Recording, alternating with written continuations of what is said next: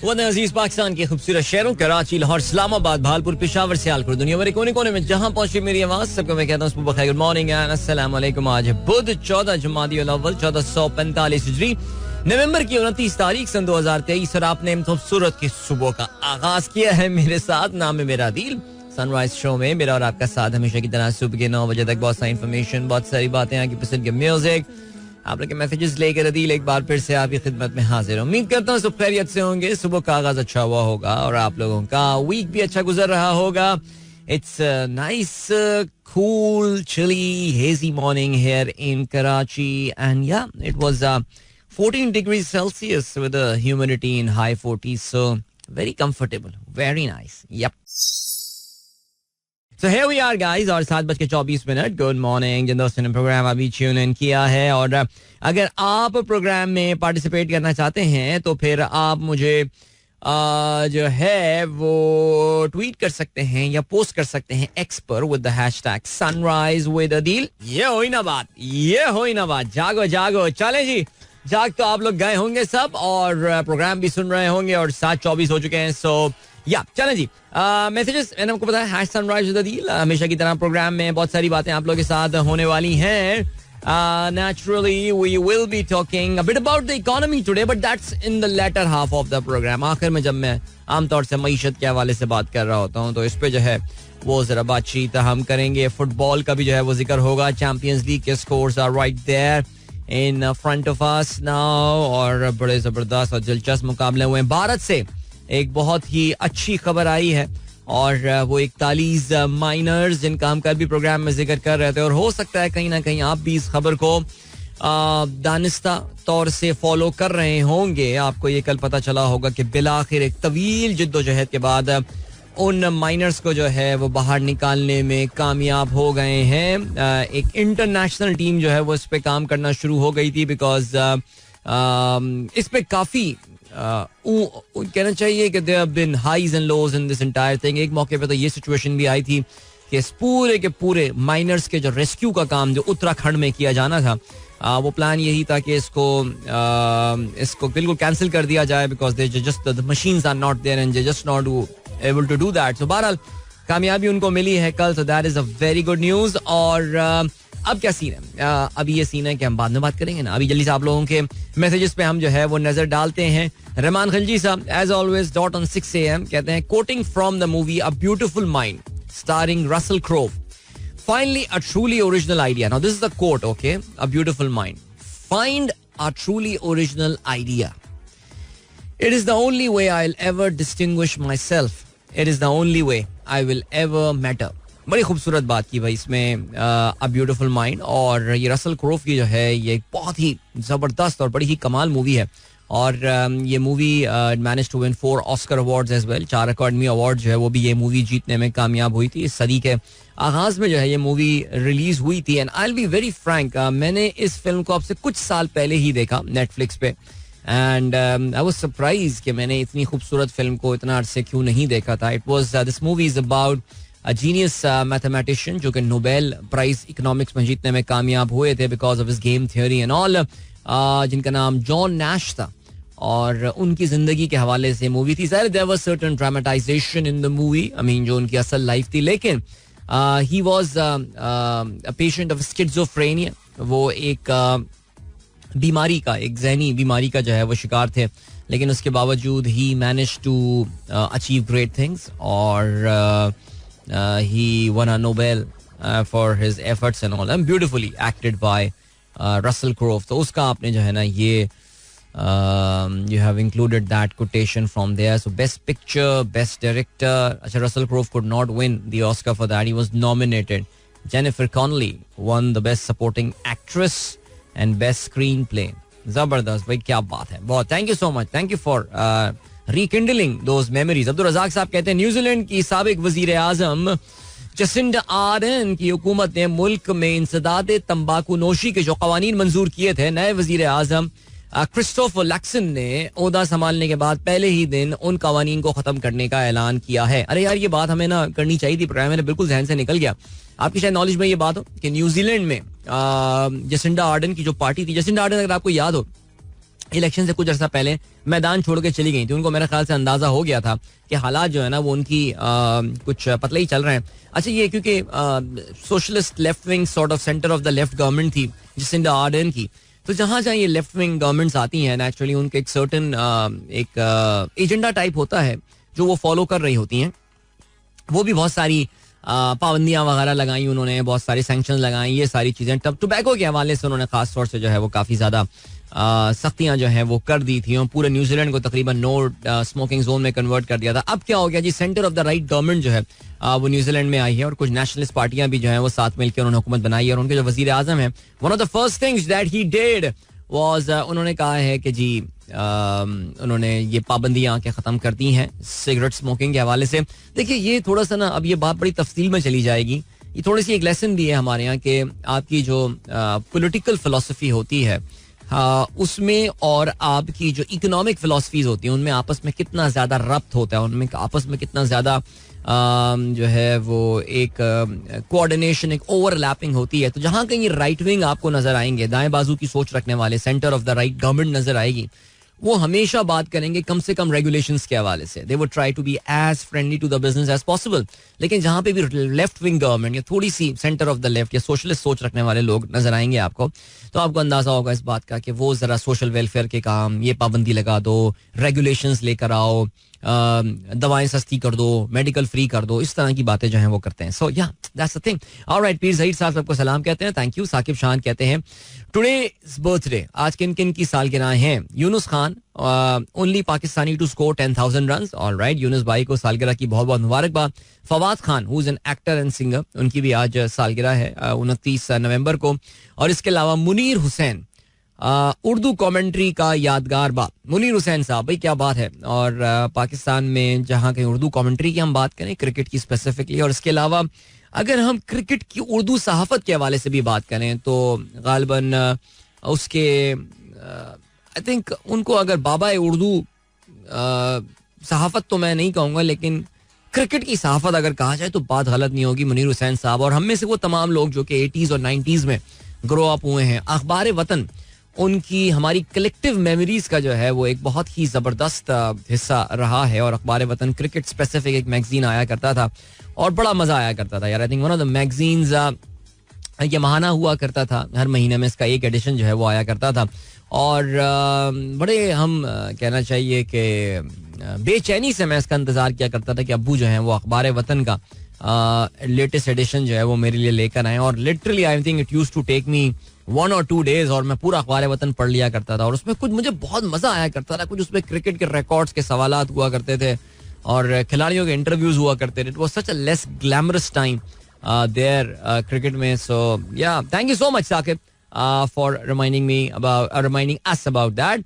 इसके अलावा और कौन है भाई, Hasan Asif Toor, unstoppable in the final over. यार कल तो मैक्सवेल ने कमाल कर दिया. मैक्सवेल की बात कर रहे हैं यार, मैक्सवेल पे जब हाल आ जाता है ना और जब लगता है कि भाई ये मैक्सवेल अब ये आज मैच खत्म करके जाएगा, यानी वो जो मैं कहते हैं ना बीस्ट मोड अपना ऑन कर देता है वो. लाइक कल उसने जो इंडिया के साथ किया है, एक तो ये कि कल इंडिया सीरीज जीत जाता ना अगर गुवाहाटी में, I mean they were chasing 223-24 run ऐसे ही कुछ था. लेकिन यार ये Maxwell, he was very lucky that he had Wade on the other end. I mean Matt Wade हम पाकिस्तानी कैसे भूल सकते हैं जारे उसको, he made Michael Hussey of Pakistan team.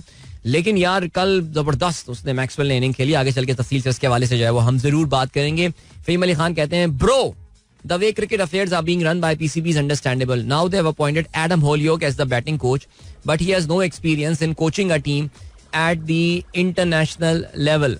यार अब मैं क्या बोलूं फहीम, मैंने कल देख रहा था पाकिस्तान टीम के 18 रुकनी स्क्वाड के साथ जो है वो तकरीबन कोई 17 रुकनी जो है वो सपोर्ट स्टाफ जो है वो ट्रैवल कर रहा है. तो गुड ऑन देम, माशाल्लाह अच्छा है. सब घूम फिर के आएंगे, ऑस्ट्रेलिया देखेंगे और best of luck to them. और ऑस्ट्रेलिया भी नहीं, ऑस्ट्रेलिया से आगे न्यूजीलैंड भी जाएंगे. वाह क्या बात है यार. यार प्रोग्राम में न्यूजीलैंड का बहुत जिक्र हो रहा है. सो या एडम होलियोक ऑफ कोर्स, ये मेरे लिए भी एक सरप्राइज था. I did not know about that. कल जब ये मैं खिलाड़ियों के नाम या सॉरी जो सपोर्ट स्टाफ के मैं नाम पढ़ रहा था तो मैंने उसमें एडम होलियोक का जो है वो नाम सुना. So he played some cricket, little cricket for England, और मेरे ख्याल से थोड़े से टेस्ट मैच खेले थे. ये मिड 90s और लेट 90s वाले जो है इनका एक जो खिलाड़ियों का था. जिस इंग्लैंड की team of course wasn't that, यार अजीब सी टीम हुआ करती थी इंग्लैंड के उस जमाने में यार. अजीब मोटे भद्दे से कुछ प्लेयर होते थे. माँ कीलम हुआ करता था. आपको थोड़ा हैरानी हुआ करती थी यार ये कैसे पहुंच जाते हैं यार ये टीम में. वो काफी वीक टीम थी इंग्लैंड की. बट बाहर चलें खैर एनीवे. सो उस बारे में एडम होलियोक, उनके भाई भी होते थे बैन होलियोक, अगर आपको याद हो, बेचारे का इंतकाल हो गया था कार एक्सीडेंट में. सो उनको जो है वो बना दिया है पाकिस्तान का बैटिंग कोच. और इन्होंने जो है वो आई वाज चेकिंग आउट के इनका कोई कोचिंग करियर है क्या. तो मुझे कोई इनका खास कोचिंग करियर जो है ना वो नजर आया नहीं. और हांगकांग की क्रिकेट टीम के जो है ना ये कोच रहे हैं सन 2000 में, वो भी एक टूर्नामेंट में कोच बने थे. और 2018 में बैन होलियोक जो है he coach, sorry Adam Hollioake, he coach the boost defender team who played in the Shpageeza cricket league. ये अफगानिस्तान की जो है वो क्रिकेट लीग जो है उसमें खेलते हैं. इसके अलावा फील्डिंग कोच ये रह चुके हैं इंग्लैंड लायंस, जो कि उनकी ए टीम जो है उनकी, जैसे हमारे यहाँ पाकिस्तानी शाहीन्स हैं उस तरह इंग्लैंड लायंस हैं, उनके लिए वो कोचिंग वगैरह कर चुके हैं. बिकॉज जो मुझे याद पड़ रहा था वो ये पड़ रहा था कि यार he went into boxing and mixed martial arts and all. उसमें भी कोई इतने खास कामयाब ये हुआ नहीं थे. सो ये एडम होलियोक अचानक कहाँ से आ जाते हैं, मुझे ये बात समझ में नहीं आई. लेकिन मुझे जो सबसे ज्यादा अजीब सी कोई मुझे सीन लगा है वो ये लगा है कि पाकिस्तान क्रिकेट टीम के मैनेजर जो हैं, एक बहुत बड़े बाबू को आपको पता है, एक ब्यूरोक्रेट को जो कि चीफ सेक्रेटरी पंजाब भी रह चुके हैं, नदीम अकरम चीमा, उनको ला के नवीद अकरम शायद, उनको ला के बैठा दिया गया है मैनेजर के तौर से. बड़े बाबू की तरह, चेयरमैन की तरह, एक जैसे ना पता नहीं बाप है पाकिस्तान क्रिकेट का, पता नहीं कोई 17-18 हजार रन फर्स्ट क्लास के स्कोर किए हुए हैं. इस तरह बैठ के वो खिलाड़ियों से बात कर रहे होते हैं. उनका भी एक असिस्टेंट लाए गए हैं, उनका असिस्टेंट है, वुड यू बिलीव, मैनेजर का भी असिस्टेंट है. अब क्यों भाई, वो मैनेजर का काम क्या है. अच्छा अपना वो नौजवान था, वो भागदौड़ करता रहता था यार, लेकिन वो फारिग कर दिया उस बेचारे को यार. बट बहरहाल चलें जी, अजीब यार सिचुएशन. पाकिस्तान क्रिकेट बोर्ड, बस अल्लाह रहम करे यार, क्या हालात चल रहे हैं, आई डोंट नो मैन. अभी आपको हम ये चलते हैं एक ब्रेक की जाने, मिलेंगे आपसे इस ब्रेक के बाद. Don't go anywhere, keep listening. Yeah welcome back guys, एक बार फिर से आपको खुशामदीद कहते हैं. This is the sunrise show with me Adeel and good morning जिन दोस्तों ने प्रोग्राम अभी ट्यून इन किया है. ओके जी.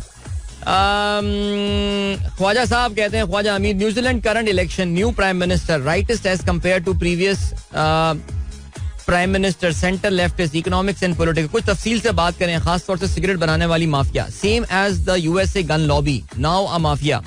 देखिए मैं जो ख्वाजा साहब, मैं जो उसमें बताना चाह रहा था, एक्चुअली मैं यही बताना चाह रहा था कि जो दाएं बाजू की और बाएं बाजू की जो सियासत में फर्क होता है, हमारे यहाँ पाकिस्तान में जरा बदकिस्मती इस लिहाज से है कि हमारे यहाँ कोई आइडियोलॉजीज नहीं है. लाइक पीपल्स पार्टी अपने आप को जो है वो एक लेफ्टिस्ट पॉलिटिकल पार्टी, एक सोशलिस्ट पार्टी करार देती है, लेकिन अब उनकी हरकतें तो क्या बोलूं मैं, क्या सेंटर हैं, लेफ्ट हैं, मुझे पता नहीं. पाकिस्तान में हर सियासी जमात किसी भी, वो बेसिकली सुबह उठ के डिसाइड करते हैं आज हम दाएं बाजू की सियासत करेंगे, आज हम बाएं बाजू की सियासत करेंगे. यानी यार जब पाकिस्तान पीपल्स पार्टी के जलसों में काफिर के नारे लगने हो, तो फिर तो इसका मतलब ये कि यार इस पार्टी की कोई आइडियोलॉजी नहीं है.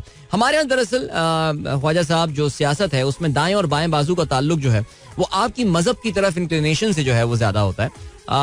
और मेरे ख्याल से आई थिंक हमारे यहाँ शायद ये डिस्टिंक्शन ज्यादा है. जो पार्टी तमाम तर चीज़ों में मजहब को बुनियाद बना के सारी चीज़ें करना चाहती है हर चीज़ में, उसको हम दाएं बाजू की पार्टी, और बाएं बाजू जो है वो ये कि जो जरा थोड़ा से सेकुलर या लिबरल व्यूज जो है चीज़ों के हवाले से रखती है. मगरिब में अगर हम नजर डालते हैं तो फिर ये दाएं बाजू, यस इसमें एक मजहब का एलिमेंट जरूर है, लेकिन इनकी इकोनॉमिक फिलोसफीज जो हैं वो डिफाइन कर रही होती हैं कि ये राइट विंग पॉलिटिशियन है या लेफ्ट विंग पॉलिटिशियन है. Right wing politician generally nationalist थोड़ी सोच रखते हैं, कौम परस्ती का एलिमेंट उनमें ज्यादा होता है, मजहब की तरफ रगबत और लगाव भी ज्यादा होता है.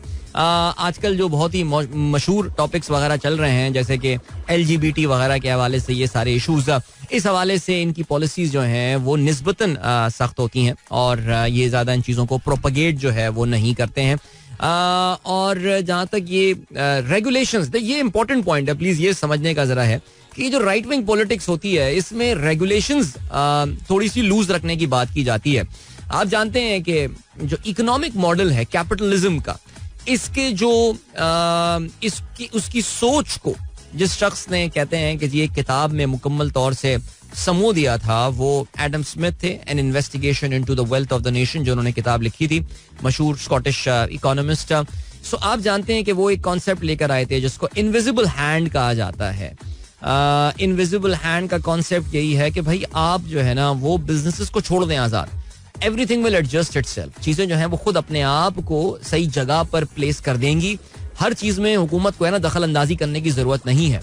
इसका एक ज़ाहिर कार्ल मार्क्स इसका एक बिल्कुल मुख्तलिफ एक मुतज़ाद पहलू जो है उन्होंने प्रेजेंट किया था कि हुकूमत की ये जिम्मेदारी बनती है at the end of the day कि वो मईशत के तमाम तर जो बेसिकली बुनियादी मुआशी सवालात हैं, what to produce, how much to produce, for whom to produce, ये जो इकोनॉमिक्स की बेसिक थियरी है ये, तो ये कार्ल मार्क्स का कहना ये था कि ये सरकार की जिम्मेदारी होती है. तो ये जो बाएं बाजू की पार्टियां होती हैं वो इसमें हर जगह सरकार की जो है वो इन्वॉल्वमेंट ज्यादा रखती हैं. अगर हम देखें तो अमेरिका में हिस्टोरिकली दाएं बाजू की जो इकोनॉमिक पॉलिसीज हैं वो ज्यादा रही हैं, इम्प्लीमेंटेड रही हैं. डोनाल्ड ट्रंप इस वक्त जो है वो उसके फ्लैग बेयरर है. दूसरी जानब अगर आप यूरोप की बात करें तो उसमें काफी हद तक बाएं बाजू की सियासत यानी जिसको सोशलिस्ट पॉलिटिक्स कहा जाता है, ये इकोनॉमिक प्रिंसिपल्स वो वहां पर मौजूद है. तभी यूरोप में बहुत सारी चीजों के हवाले से बहुत सारी रेगुलेशन. देखिए आजकल जैसे पोल्यूशन, अगर आप दाएं बाजू के पॉलिटिशियंस देखेंगे तो वो बहुत ज्यादा वो इन चीजों में नहीं पड़ते. पोल्यूशन वोल्यूशन ये वो कहते हैं यार जो हो रहा है कोल प्रोड्यूस करो, सब कुछ करो. The economic well being at the end of the day is the fundamental thing. जो बाएं बाजू वाले हैं वो फिर ये पाबंदियां लेकर आते हैं, ग्रीन एनर्जी लेकर आओ, सोलर एनर्जी, विंड पावर. अब ये जसिंडा आर्डन जो थी इन्होंने पाबंदी लगा दी थी कि न्यूजीलैंड जो है वो मजीद कोई ऑयल और गैस के हवाले से ड्रिलिंग अब नहीं करेगा. इनफैक्ट न्यूजीलैंड वो चाहती थी कि जो ग्रीन एनर्जी है उसमें आलमी सतह पर एक बड़े मकाम पर जो है वो पहुंचे. अब ये जो नए प्राइम मिनिस्टर इनके आए हैं, दाएं बाजू के प्राइम मिनिस्टर जो आए हैं, उन्होंने जो है आते ही कहा है कि ऐसी की तैसी हमारी हटो भाई, निकालो, ऑयल है गैस है तो निकालो यार, करेंगे. ये डोनाल्ड ट्रंप ने किया था अगर आपको याद हो. ऑन द कॉन्ट्रेरी जैसे कनाडा है, अब ये जस्टिन ट्रूडो जो है ये भी centre of the left politician है, लेकिन खैर वो तो अब कोई पॉलिटिशियन नहीं रहा, वो तो अब कहीं पे भी नहीं है, वो तो दरमियान में कहीं आ गया है. बट ये है बहरहाल. चलें, ये एक टॉपिक अक्सर बेशतर आता रहता है. चलें जी, ग्रेट वानिया का मैसेज आया है, कहती हैं tomorrow I will go to magnificence. भाई मुझे तो लग रहा है Vania is so excited about this magnificence man. रोजाना मुझे रिमाइंड करा रही हैं वो. जबरदस्त, very good. And you are looking very cool in your hoodie Vania. और बिल्कुल यार अब सर्दियां आ गई हैं बाकायदा, अब ना वो हुडी वुडी वाला सीन आ गया और जैकेट वैकेट वाला कराची में भी आ गया. सोचें यार. जावेद साहब कहते हैं Alex मर्डो is sentenced for 27 years in prison for nearly 24 state financial crimes. मुश्किल खबरें लेकर आते हैं वैसे हमारे दोस्त जावेद साहब. और जी एक American basically a disgrace formal south Carolina attorney serving 2 life sentences for the murder of his wife and son was sentenced for another 27 years in prison on Tuesday after pleading guilty to nearly 24 state financial crimes, including money laundering, breach and trust and conspiracy, forgery and tax evasion. अच्छा यकीन जाने मैंने इनका नाम भी नहीं सुना था, आपके कहने पे मैंने भी पढ़ लिया. Sir thank you so much as always. Then we have got Naveed Munawwar sir. Please shed some light on Bilal Pasha and the said demise case. Okay, Naveed sir, मैं I'll be very frank and honest about something. और वो ये है कि मैंने बिलाल पाशा का नाम कल से पहले नहीं, परसों से, हाँ कल सुबह से पहले मैंने इसका नाम जो है वो नहीं सुना था. He's trending on the top as well right now. तो पता ये चला जी कि ये एक पंजाब के काफी गरीब घराने से ताल्लुक रखने वाले एक नौजवान जिसने तमाम तर मुश्किलात का मुकाबला करते हुए CSS का इम्तिहान जो है वो पास किया. और अभी भी पाकिस्तान का एक बहुत बड़ा तबका है जिनके लिए CSS एक बहुत ही एस्पिरेशनल किस्म का इम्तिहान होता है. इवन तो हमारे यहाँ कराची में इतना कोई हम घास डालते नहीं है CSP और ये इन सारी CSS वगैरह को, which is a wrong thing. I think थोड़ा सा हमें भी इन्वॉल्व होना चाहिए इन चीज़ों में. लेकिन generally I mean Punjab, Sindh और ये KP वगैरह ये है एक भरम होते हैं. खैर जो हरकतें मैं आजकल देख रहा हूँ DCs वगैरह की जो वीडियो आ रही हैं, बेचारा एक सिंध में अभी मैं देख रहा था जिस तरह ये DC बादशाहों की तरह और डिप्टी कमिश्नर बैठे हुए होते हैं. सो हैविंग सेड दैट ये बेचारा मेहनत करके बड़ा ऊपर आया और he committed suicide. I mean he was found dead. I don't know whether in his office और इन हिज रूम. और यहाँ पे कनपट्टी पे उन्होंने पिस्तौल रख के जो है वो अपनी चलाई हुई थी. And a very young guy, I think in his late 20s, जो कि पुलिस से के महकमे से ये वाबस्ता थे. एंड जो बात बताई जा रही है वो ये बताई जा रही है that he was suffering from severe depression. और ये डिप्रेशन जो है ये बड़ी ख़तरनाक चीज़ है. और ये दूसरा एक हाई प्रोफाइल डिप्रेशन की बुनियाद पे हमने, अगर ये सुसाइड है, बिकॉज पुलिस इज अभी investigating whether it was a murder or it was a suicide. इनके कुछ व्हाट्सएप के इनकी अपनी दोस्तों के साथ कॉन्वर्सेशंस के स्क्रीनशॉट शेयर हुए हैं, जिससे ये बात काफ़ी हद तक क्लियर और वाज़ेह नज़र आ रही है कि he was going through some sort of depression. और कुछ लोग उसको एक्सप्रेस कर पाते हैं, कुछ लोग उसको एक्सप्रेस नहीं कर पाते. तो मैं यही बात कर रहा था कि पिछले शायद 2 महीने में ये दूसरा एक हाई प्रोफाइल सुसाइड का केस हो सकता है पाकिस्तान में. ऑफ कोर्स से पहले आप जानते हैं मौलाना तारिक जमील के साहबजादे जो हैं, जो कि एक्यूट डिप्रेशन का शिकार थे, उन्होंने अपनी ज़िंदगी ख़त्म कर दी. और अब ये बिलाल पाशा के बारे में ये सिचुएशन आई है. सो I was just reading about him, and I was just reading something about this. यानी क्या कहना चाहिए यार, ये जो एक फिनोमिनन होता है that we want to achieve success at all cost, and success यानी कामयाबी हमें हासिल करनी है, वो कामयाबी हासिल करनी है. दुनिया ने जो कामयाबी का एक स्टैंडर्ड बनाया हुआ है, हमें ये नहीं पता या ये हम खोजने की कोशिश भी नहीं करते यार कि what is that level of success, यानी कामयाबी का वो कौन सा दर्जा है जो मुझे खुश कर सकता है. What is that bare minimum success that I could achieve in my life that would make me happy. Because हमें ये लगता है, मैं अक्सर शायद ये वर्ड, मुझे ये जुमला, ये टर्मिनोलॉजी जो है ये यूज करने में मैं अक्सर अपनी प्रेजेंटेशंस में इस्तेमाल कर रहा होता हूँ, समथिंग कॉल हेडोनिक ट्रेडमिल. यानी हम जो है ना वो एक ट्रेडमिल, एक हेडोनिज्म एक कॉन्सेप्ट होता है. दैट मीन्स अपनी ख्वाहिशात या अपनी जो पसंद की चीज़ें हैं उसको हासिल करना हर कीमत पे. अभी ब्रेक की तरफ हमें जाना है unfortunately, but I really need to complete this thing.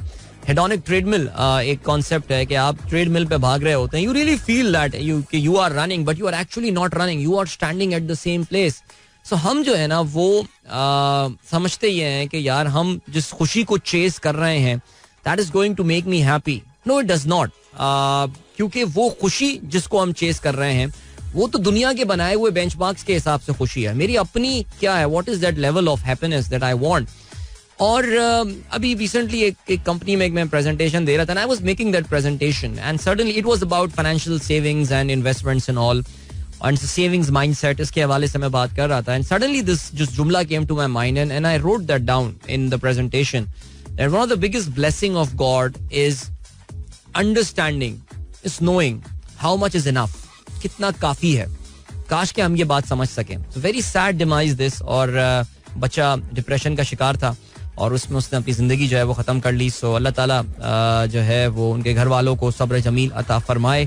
वालिद साहब, वालदा का मैंने सुनन के इंतकाल हो चुका था. वालिद साहब इनके हयात हैं, काफ़ी ज़ईफ़ भी हैं. सो काफ़ी मुश्किल वक्त उनके लिए होगा. लेकिन प्लीज़ यार गाइज, अपनी ज़िंदगी की प्लीज़ डायरेक्शन सेट करें यार. अपने पूछें ना, अपने आप से सवाल तो पूछें, मैं खुश कैसे रह सकता हूँ, what makes me happy. No यार, नहीं. जो आप समझ रहे हैं वो चेक किया आपने क्या, कभी उसका ऑडिट किया कि that actually makes me happy और नॉट. चलें, ये बात से बात निकल गई. यहाँ पे मिलते हैं इस ब्रेक की जाने, बढ़े हैं इस ब्रेक की जाने, मिलते हैं इसके बाद. Don't go anywhere and keep listening.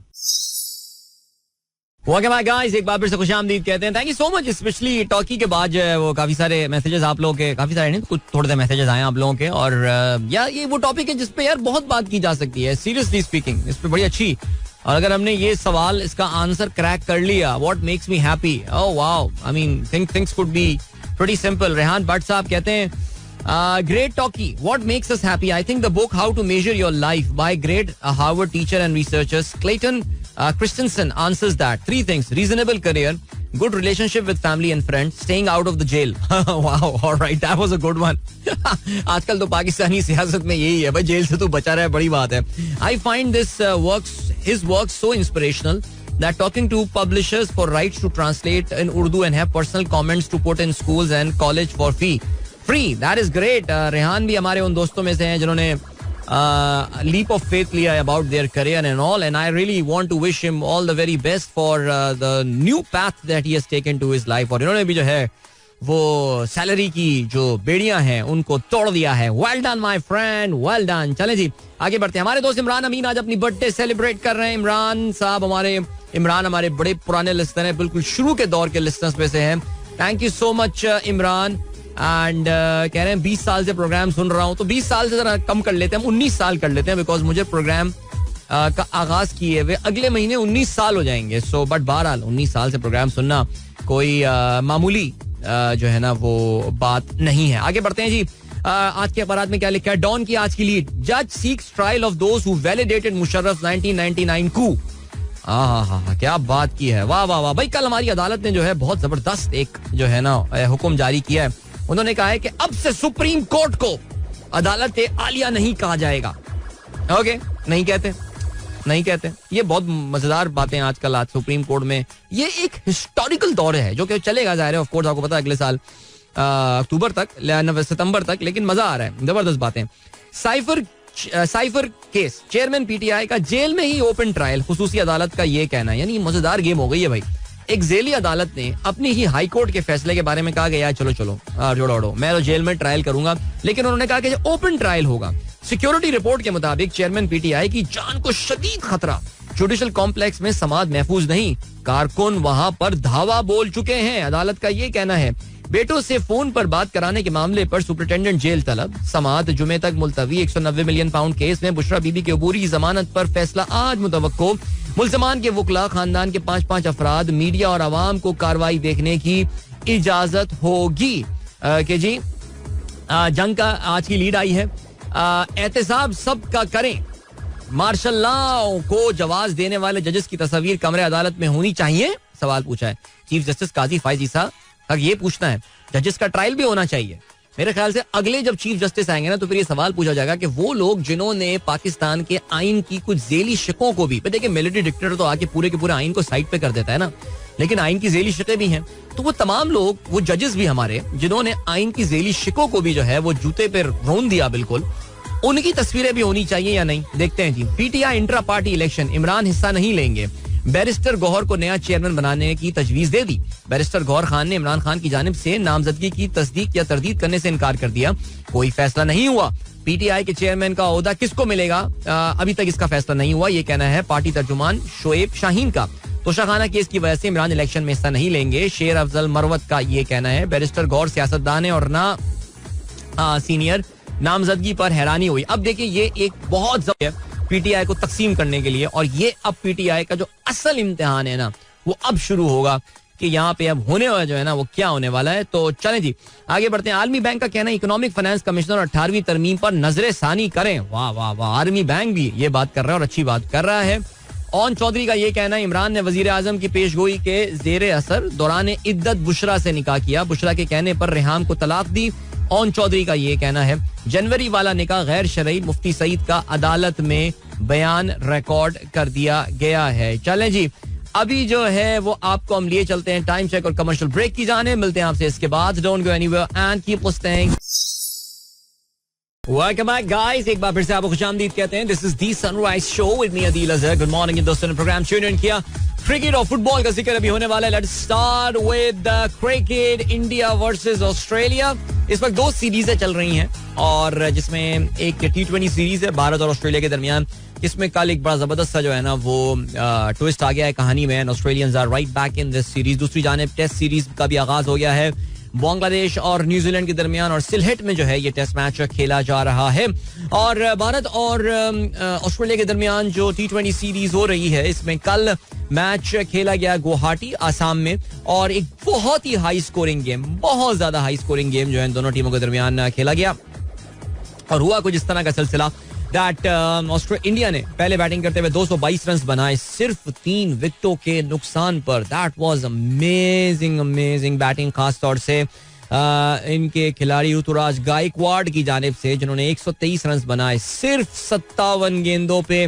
Amazing acceleration that he showed in the latter half of his inning. In fact Maxwell के आखिरी ओवर में 30 रन जो हैं वो बने हैं. 6, 4, 1 वाइड, देन 6, 4. 3 छक्के पड़े, 2 चौके पड़े मैक्सवेल को. इसमें एक नो बॉल भी शामिल थी और इसके अलावा इसमें एक वाइड बॉल भी जो है वो भी शामिल थी.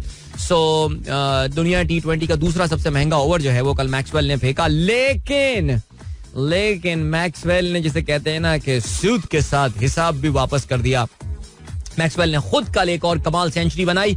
104 रन बनाए 48 गेंदों पे. एक मौके पे ऐसा लग रहा था कि ये मैच निकल गया, निकल गया भारत ऑस्ट्रेलिया के हाथों से, लेकिन ग्लेन मैक्सवेल वाज देयर और स्पेशली आखिरी ओवर में जो उन्होंने पुटाई लगाई है जनाबे वाला, उसका तो जवाब ही नहीं था. उस वक्त बॉलर थे प्रसिद्ध कृष्णा, और प्रसिद्ध कृष्णा का जो ये आखिरी ओवर है उसमें ऑस्ट्रेलिया को मैच जीतने के लिए 21 रन चाहिए थे, जो कि आखिरी गेंद पे जो है वो इन्होंने चौका मार के मैक्सवेल ने कामयाबी हासिल की. Maxwell finish not out on 104, जो कि वो 48 गेंदों में बनाने में कामयाब हुए. उन्होंने अपनी सेंचुरी जो स्कोर की वो 47 गेंदों में की. This is the joint fastest century for Australia. इससे पहले एरन फिंच जो है उन्होंने 47 गेंदों पे साउथहैम्पटन में इंग्लैंड के खिलाफ 2013 में 100 बनाई थी.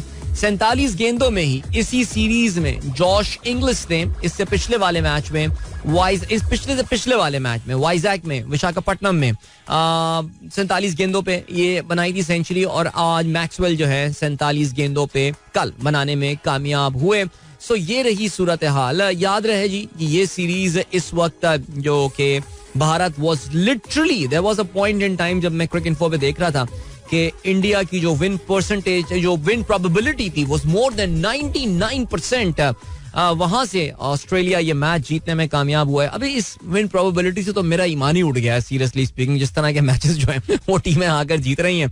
सो ये तीसरा मैच था जो कि बिलाखिर जिसमें एक अपनी पहली फतह रजिस्टर करने में ऑस्ट्रेलिया कामयाब हुआ है. India still leading the series 2-1.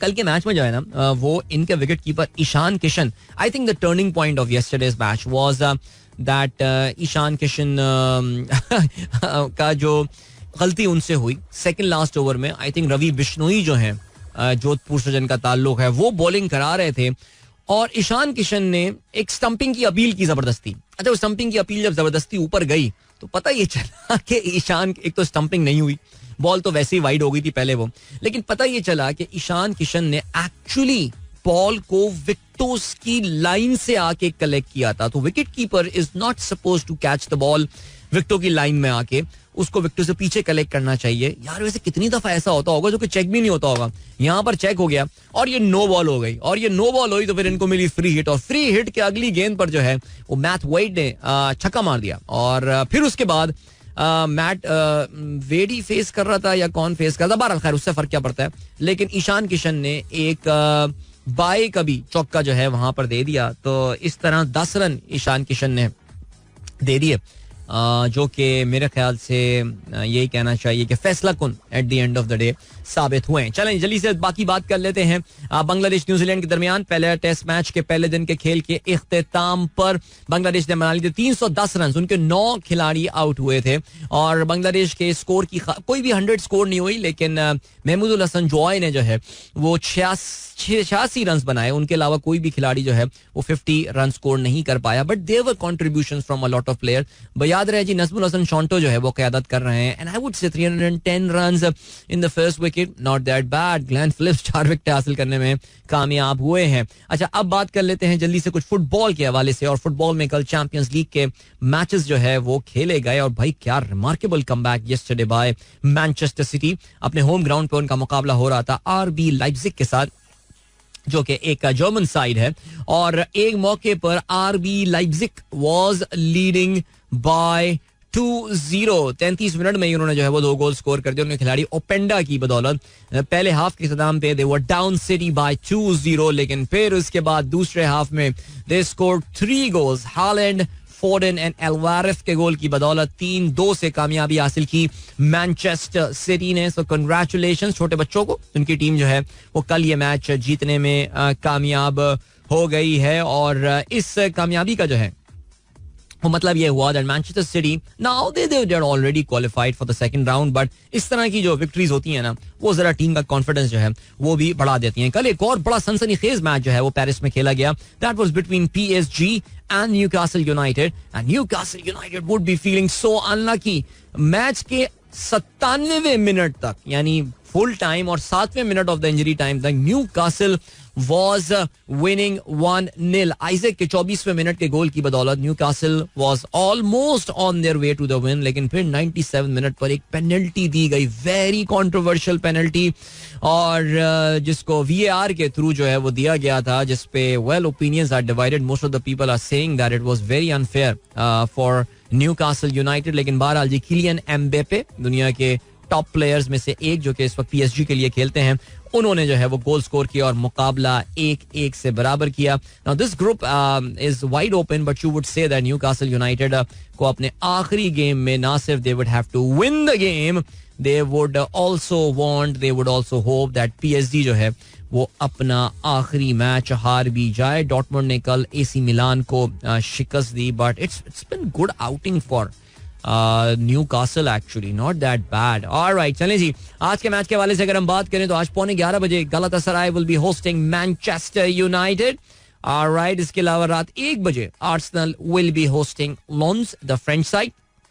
और आर्सेनल जो है वो आज का मैच जीत के अपने आप को सेकंड राउंड के लिए टिकट जो है वो पकड़वा सकता है. इसके अलावा Bayern Munich will be hosting FC Copenhagen and real Madrid will be hosting Napoli. That would be a good match. चलो जी, ग्रेट. इसके अलावा बात अगर फुटबॉल की चली है तो मुझे आज सुबह पता चला ये बात कि एक और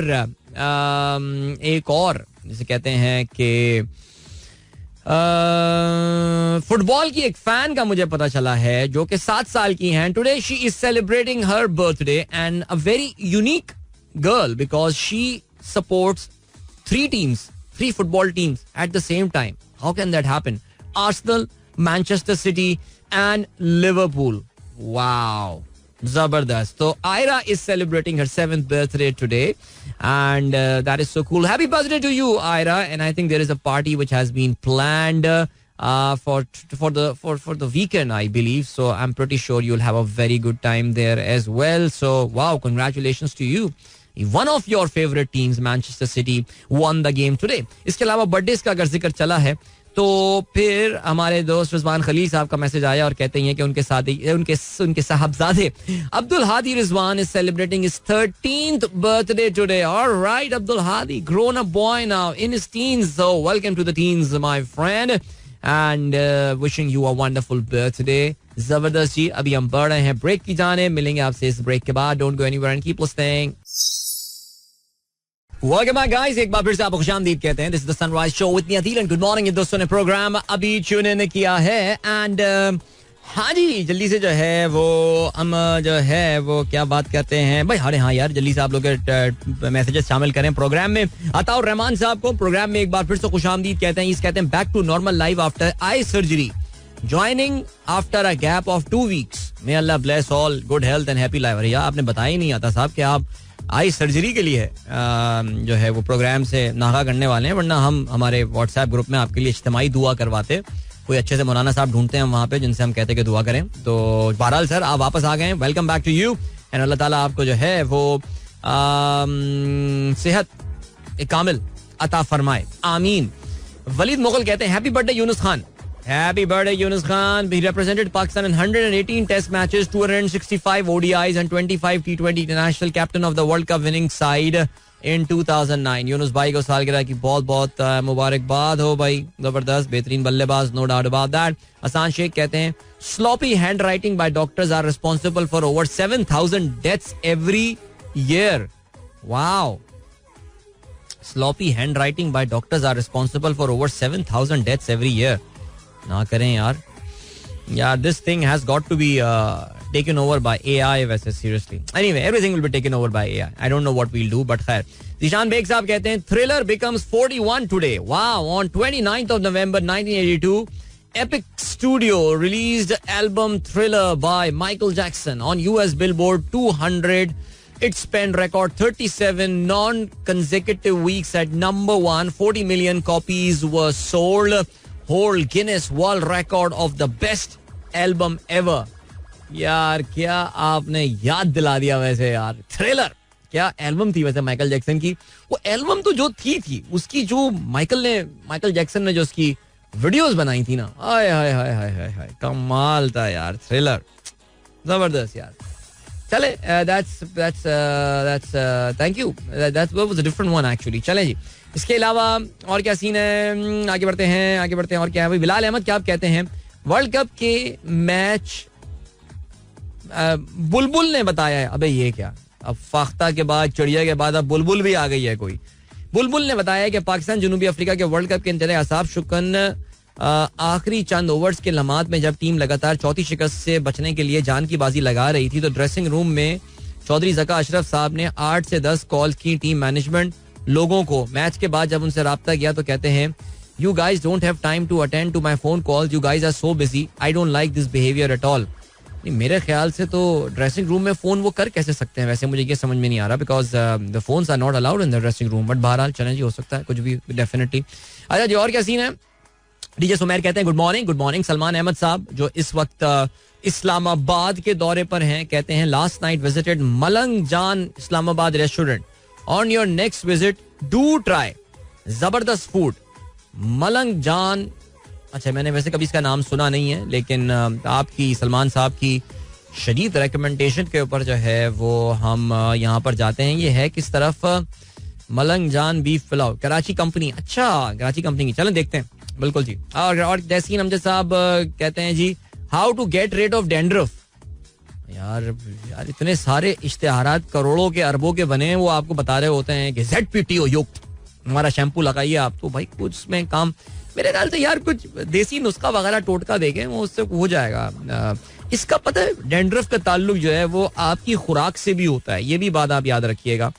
और ठीक है यार, लगाएं कुछ अंडा शंडा लगाएं, दही वही लगाएं, मतलब ठंडा मौसम हो गया लेकिन फिर भी देख लीजिए भाई क्या सीन है.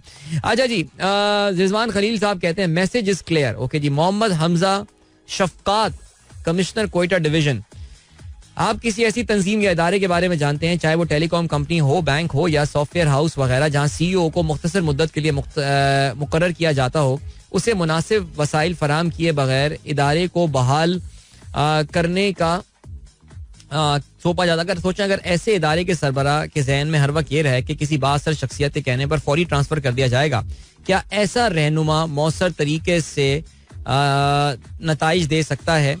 अब चलते हैं CSS के अफसरान की पोस्टिंग की तरफ. क्या जानते हैं कि सरकारी इदारों, अजला, पुलिस स्टेशनों फलाना फलाना फलाना चंद माह के बाद तब्दील कर देती है. कोई भी नई हुकूमत पिछली हुकूमत की तैनाती फौरन खत्म कर देती है.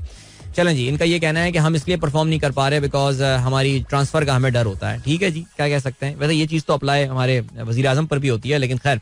Adam Hollioake played 4 test, score 65 runs and 2 wickets in his pro career. I don't know. खैर एनीवे, देखो किसी भी बंदे का कोच लगने का उसके करियर से कोई ताल्लुक नहीं होता यार. आप खुद बहुत बड़े फुटबॉल के फैन हैं डीजे सुमेर. मैनचेस्टर यूनाइटेड के फैन हुए तो फिर क्या हुआ, फैन तो बहरहाल फैन होता है. अब आपको भी पता है मैनचेस्टर यूनाइटेड का जो ग्रेटेस्ट टाइम था वो सर एलेक्स फर्गुसन का टाइम था. या चले अगर आर्सेनल की हम बात कर लें तो आर्सन वेंगर को वहां एक लेजेंडरी हैसियत हासिल है. Were they big players? No, not at all. I mean इसका तो कोई इस चीज से ताल्लुक ही नहीं है, तो ये गलत बात है. लेकिन एडम होलियोक का टेस्ट का कोचिंग का, सॉरी उसकी बैटिंग कोचिंग का क्या उसका है ताल्लुक, मुझे नहीं पता. आगे बढ़ते हैं जी, और क्या सीन है. शाहीन ताहिर कहती है अस्सलाम वालेकुम, good morning, mark my attendance, alright. Arshad Imam कहते हैं यार treadmill, hedonic treadmill etcetera reminded me of the film Tamasha. नहीं यार बिल्कुल, ये तो तमाशा एक बड़ी कमाल फिल्म जो है वो इम्तियाज अली ने बनाई थी.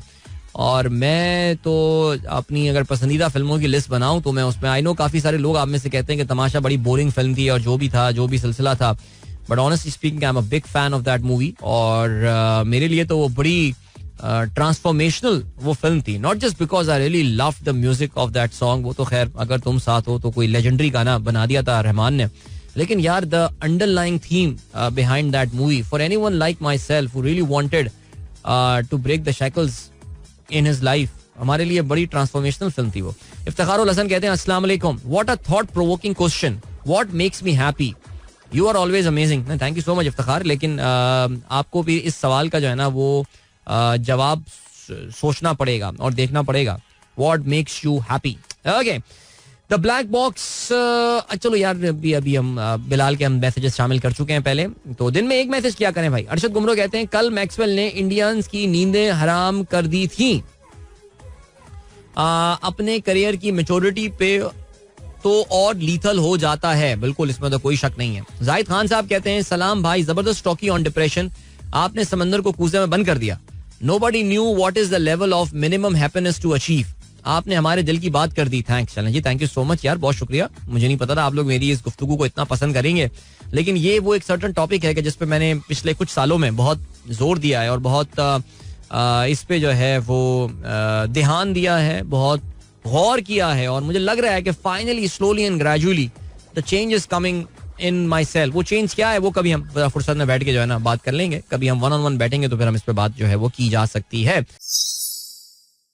Welcome back guys, एक बार फिर से आपको खुशामदीद कहते हैं. This is the sunrise show with me Adeel and good morning. इन दोस्तों ने प्रोग्राम अभी ट्यून इन किया है. सुबह के 8:39 अभी हो चुके हैं और तकी जैदी कहते हैं भाई अगर 8 फरवरी को इलेक्शन में 60-70% लोग वोट डालने आ गए. अबे भाई ये इस तरह की बातें मेरे शो में मत किया करो जो तुमने आगे लिखा हुआ है, ताकि क्यों बंद करवाओगे मेरा शो यार. लेकिन देखो यार, अगर कोई 60-65% लोग पाकिस्तान में, 70% लोग पाकिस्तान में इस तरह के हाई टर्नआउट्स होते नहीं है, बिकॉज हमारी वोटों की लिस्टों के साथ भी बड़ा पंगा होता है और हम लोग जाके अपनी वोटों की लिस्टों को चेक वेक भी नहीं करवाते. वो सारी बस अब निकल चुकी है. लेकिन अब वही सिलसिला है कि यार मेरा ये ख्याल है कि इस वक्त तक ही, इफ यू आस्क मी, इस वक्त आसाब की एक शदीद जंग जो है वो शुरू हो चुकी है. This is the final overs of the cricket match ना, कि जिसमें जो टीम आसाबी तौर से मजबूत होती है, जिसको शायद फियर ऑफ फेलियर जो है वो नहीं होता, वो कामयाब होती है इसमें. और ये गेम का आगाज आप देख रहे हैं कि आजकल जो अचानक टेलीविजन पे एक टोन बदली है, चेयरमैन कौन होगा क्या होगा, ये अब गेम जो है ना आई थिंक अपने फाइनल ओवर्स में जो है वो दाखिल हो चुकी है. और देखते हैं क्या होता है. At the end of the day, yes, I mean it totally depends of how many people actually turn out to vote and how many people are willing to defend their vote. That is the most important thing. Jamal Anwar, यार Jamal, just yesterday I was thinking about you यार, क्या बात है, बड़ी लंबी उम्र माशाल्लाह. कहते हैं today is Mohammad Mais Khan, son of Mr. Asad. Your listener is celebrating his 4th birthday. Please wish him. This message is sent on behalf of Asad as he is driving right now. All right, Asad साहब के साहबजादे माइस को जो है वो मेरी तरफ से सालगिरह की बहुत बहुत मुबारकबाद. ओके चलें जी, और क्या सीन है. अब्बास खान कहते हैं सर, दुनिया मंजिल पे पहुंचने को खुशी समझती है, पर असली खुशी उस मंजिल के रास्ते में होती है. एज पर मूवमेंट को एंजॉय करे. हाँ, ठीक बात बोली आपने बिल्कुल. लेकिन सवाल ये पैदा होता है कि व्हाट इज द मंजिल, डेस्टिनेशन क्या है मेरी मंजिल, आई मीन डेस्टिनेशन क्या है. लाइक अब ये सवाल पैदा होता है ना कि आपके जहन में ये आनी चाहिए बात कि आपको पता ना, वो एक हर सब्जेक्ट में पढ़ाई जाती है आपको, Maslow's hierarchy of needs, self actualisation. How do you feel that you have actually reached the stage of self actualisation? Because Allah Taala ने इंसान को जिस तरह से बनाया है वो ये होता है कि एक मंजिल पे पहुंचने के बाद हमारे जहन में फिर ये आ रहा होता है कि यार नहीं, मुझे तो उससे और आगे जाना है, मुझे उससे और आगे जाना है. वो कौन सा पॉइंट है जहां पे आप आके बोलेंगे बस, full stop, this is it, this is what I wanted to achieve in my life, that's it, I have got enough money that even if I work, नहीं मैं अपनी बात नहीं कर रहा, I've got enough money that even if I don't work in the rest of my life, I would live a very, very good life. All my children are well, they are settled and all and stuff. काश हमारे सियासतदानों को ये बात जो है वो समझ में आ जाए कि बस अब बस रुक जाए यार. चलें जी आगे बढ़ते हैं. और क्या सीन है. अब ये सीन है कि जरा बात करते हैं पाकिस्तान की मईशत के हवाले से. भाई कल पाकिस्तान की मईशत के लिए बहुत बड़ा दिन था. नहीं, मैं वो काकड़ साहब की वो स्टेटमेंट कि मुत्तहिदा अरब अमारात अरबों रुपए पाकिस्तान में इन्वेस्ट करने वाला, देखो यार मैं आपको क्लैरिफाई करता चलूं, this is just a memorandum of understanding that has been signed between the two governments. एक मफाहिमत की याददाश्त है. So we don't know which projects are we talking about. We don't know what is the quantum of the investment. काकड़ जो है वो अब पहुंच गए हैं, केयर टेकर काकड़ अब पहुंच गए हैं कुवैत, और वहां पे भी शायद ऐसा कोई MOU साइन करेंगे. अब इन मेमोरेंडम्स की बुनियाद पर देखो, मेमोरेंडम तो हमारी आराम को भी कोई पिछले कोई 10-25 साल से जो है ना वो साइन कर रही है, और अल्तवार की भी कोई 25-30 साल से जो है वो साइन किए जा रहे हैं. MOU is nothing, the actual amount, और कौन से आ रहे हैं, कौन से अपने असासे हम इनको बेचने वाले हैं, उनको देने वाले हैं, ये जब तफसीलात सामने आएंगी तब हमें पता चलेगा कि इनकी कोई अहमियत है या नहीं. लेकिन कल एक लिहाज से पाकिस्तान की मईशत के लिए बहुत इंपॉर्टेंट दिन था. और हमारे एक दोस्त हैं जो कि उनका मैं नाम नहीं लेता, लेकिन वो ये नंबर्स और इकोनॉमिक नंबर्स और स्टैट्स और इन चीज़ों में जो ना वो काफ़ी he is like in the four front of the things. और मैं अक्सर उनसे मासूमाना सवाल पूछता रहता था कि सर हम क्वार्टरली GDP क्यों नहीं रिलीज करते, हम सहमाई अपने नंबर्स क्यों नहीं रिलीज करते. मैं अक्सर जब से ये नंबर समझ में आया मैं ये सोचता था कि यार मेरा FBS ऐसा क्यों है, मेरा फेडरल ब्यूरो ऑफ स्टैटिस्टिक्स ऐसा क्यों है. कि दुनिया के छोटे छोटे ममालिक में सुनता हूँ क्वार्टरली जीडीपी अपने रिलीज कर रहे होते हैं. Why do we Pakistanis have to wait for the entire year to get our GDP number? और हमारे यहाँ जो है वो हम अपनी क्वार्टरली इकोनॉमिक ग्रोथ को जज करने के लिए हम बहुत सारे प्रॉक्सीज इस्तेमाल कर रहे होते हैं, जिसमें लार्ज स्केल मैन्युफैक्चरिंग का एक नंबर आ रहा होता है कि आपका इंडेक्स के थ्रू आप देख रहे होते हैं कि यार आपकी कितना ग्रोथ जो है वो इसमें आ रही है. वो तो सिर्फ आपकी यार लार्ज स्केल मैन्युफैक्चरिंग या आपकी जो इंडस्ट्रियल ग्रोथ है वो तो आपकी इंडस्ट्री का सिर्फ एक पार्ट है. What about agriculture, what about services? उसके लिए हमें पूरा साल इंतजार करना पड़ता है और फिर हमारा जो है ना साल में एक दफा जीडीपी का नंबर आया करता है. लेकिन कल से मुबारक हो, एक नई चीज शुरू हुई है और वो हुआ ये है कि पाकिस्तान की एक नेशनल अकाउंट्स कमेटी होती है जिसकी मीटिंग 28 नवंबर को हुई और उसकी प्रेस रिलीज के मुताबिक पाकिस्तान ने अब से पाकिस्तान जो है वो क्वार्टरली यानी शशमाही एतबार से या शशमाही लिहाज से अपनी मजमूई कौमी पैदावार का जो नंबर है वो रिलीज करना शुरू कर देगा, यानी अपनी जीडीपी का नंबर जो है वो रिलीज करना शुरू कर देगा. Now this is very useful और ये काफी काम की चीज होती है जिसका मकसद आपको ये पता चलता है, जिसका जो बुनियादी फायदा होता है वो ये होता है कि शॉर्ट टर्म में यानी 3 महीने के अंदर क्या हुकूमत की पॉलिसीज जो वो अपनी इकोनॉमिक रिवाइवल के लिए या इकोनॉमिक स्लो डाउन करने के लिए जो वो काम करना चाह रही है, क्या वो रंग जमा रही है, क्या वो असर दिखा रही है.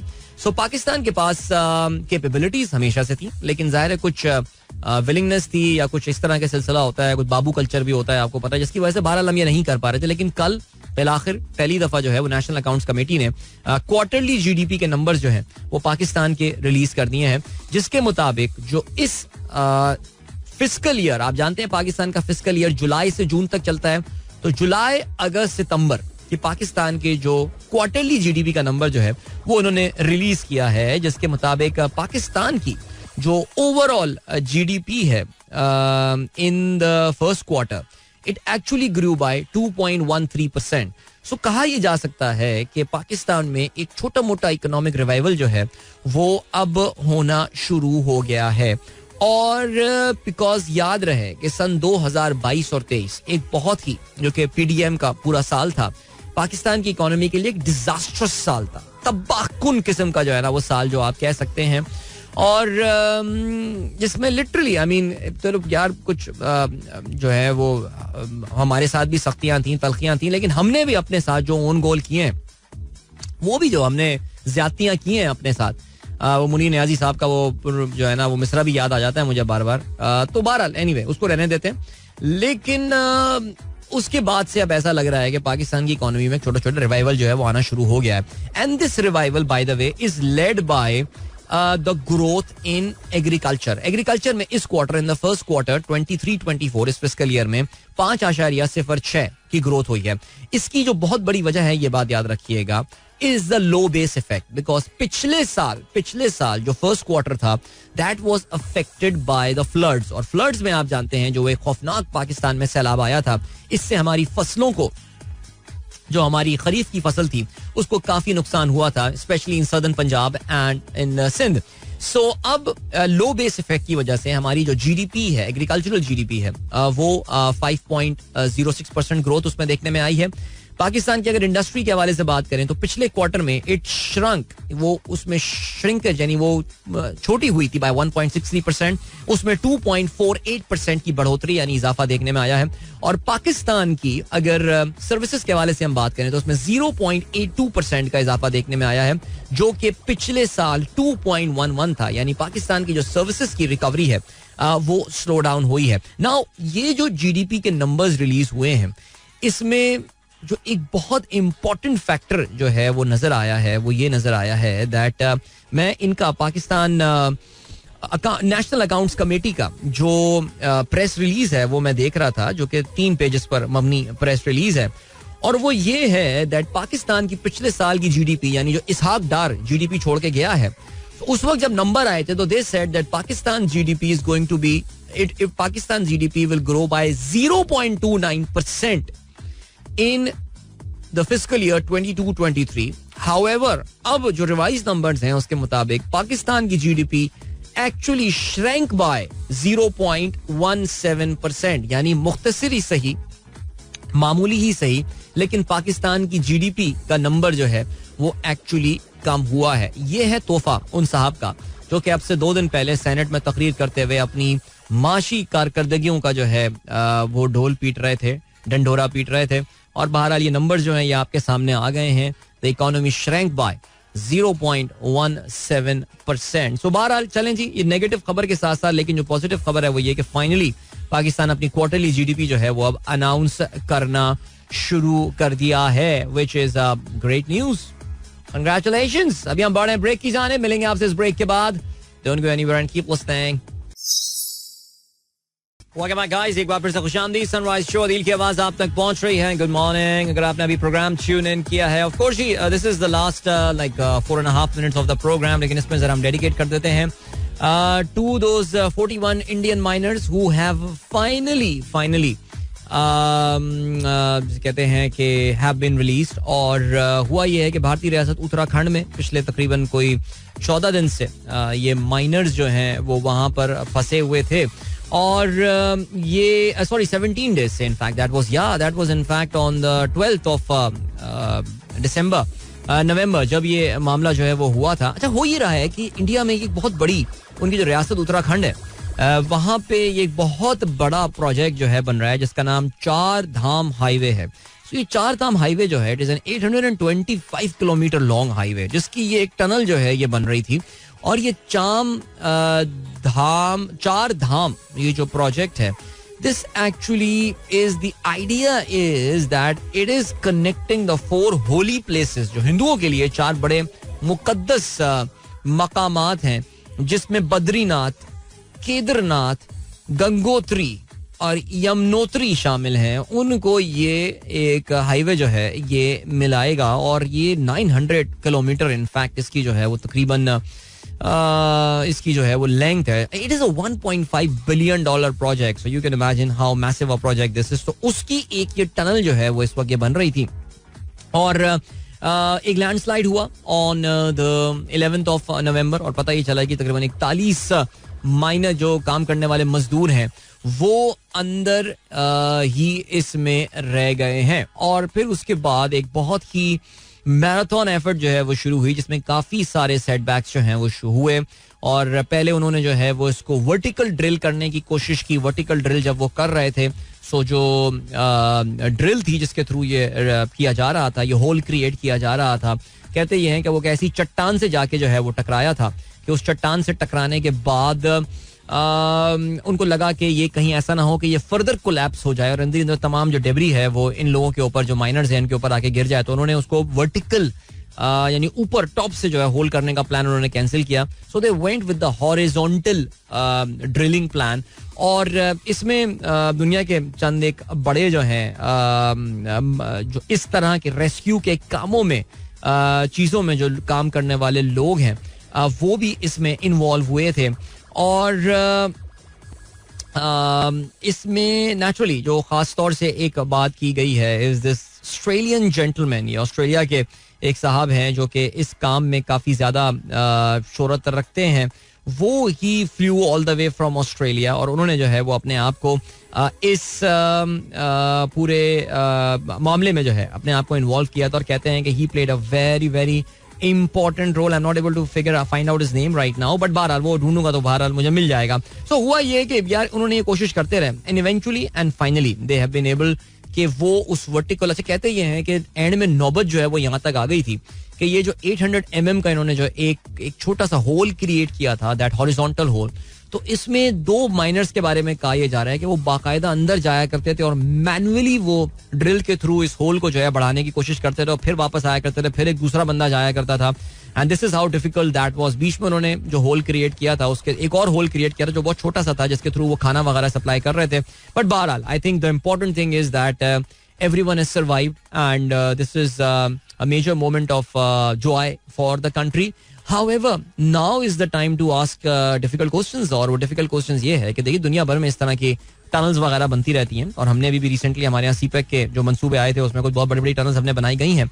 So there always are some tunnels के लिए कुछ सेफ्टी प्रिकॉशंस की जाती हैं. कहते ये हैं कि इस प्रोजेक्ट में वो सेफ्टी प्रिकॉशंस जो हैं उनका ख्याल नहीं रखा गया था स्पेशली जो कुछ सर्टन एस्केप या इमरजेंसी टनल्स जो हैं वो साथ साथ बनाई जाती हैं कि अगर मेन टनल कोलैप्स कर जाए then what are the other ways that can be used by the engineers and the labourers who are working inside. और कहते ये हैं कि इस मंसूबे में उस चीज को मुकम्मल तौर से नजरअंदाज कर दिया गया था. सो बहरहाल देखते हैं इस पे कोई तहकीकात होती हैं या नहीं होती हैं, लेकिन फिलहाल चलें जी. That was a big international news today. वक्त आ गया आप लोगों से इजाजत लीजिए. अपना बहुत ख्याल रखिएगा. इंशाल्लाह मेरी आप लोगों से मुलाकात कल सुबह एक बार फिर होती है. God bless, Allah Hafiz and Pakistan जिंदाबाद. This is Mira FM 107.4.